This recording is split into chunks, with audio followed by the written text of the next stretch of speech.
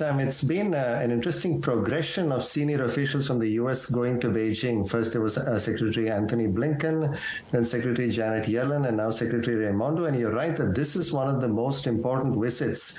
And what we've seen coming out of the visit so far is about what could be expected. No major breakthroughs, but I think one important deliverable that has come out of this visit is the establishment of clear channels of communication, regular communication, that is at both the technical levels and at the senior policy levels. And that, I think, is the best that can be expected in terms of the bilateral relationship right now, because I don't think there is any prospect of a significant de-escalation of tensions.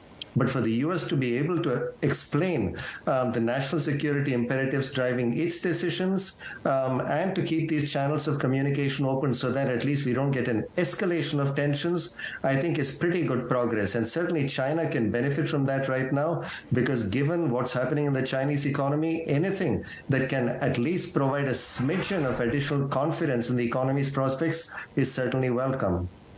Definitely those new communication channels seems to be seen as positive on both sides. However, in terms of progress, we were speaking to Stephen Roach yesterday, and he was suggesting that perhaps he's not so optimistic that these sort of thorny issues, particularly when you look at tech, can be fixed in just a couple of meetings each year.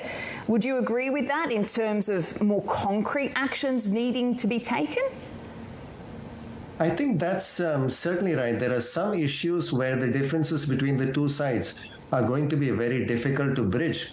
But the consistent message that has come through from Secretary Yellen and from Secretary Raimondo is that there is a lot the two sides can still gain from each other. Secretary Raimondo in particular talked about the large swath of trade between the two countries. That is not really any source of conflict between the two.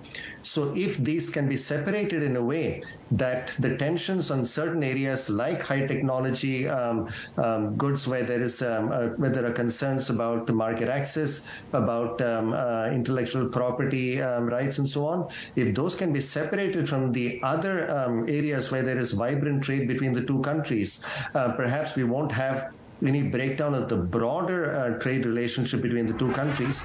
But having said that, the national security imperative on the U.S. side and on the Chinese side, the imperative of getting technology so that they can move up the value-added chain and accomplish their objectives of moving towards a higher tech economy, those are certainly going to be in conflict.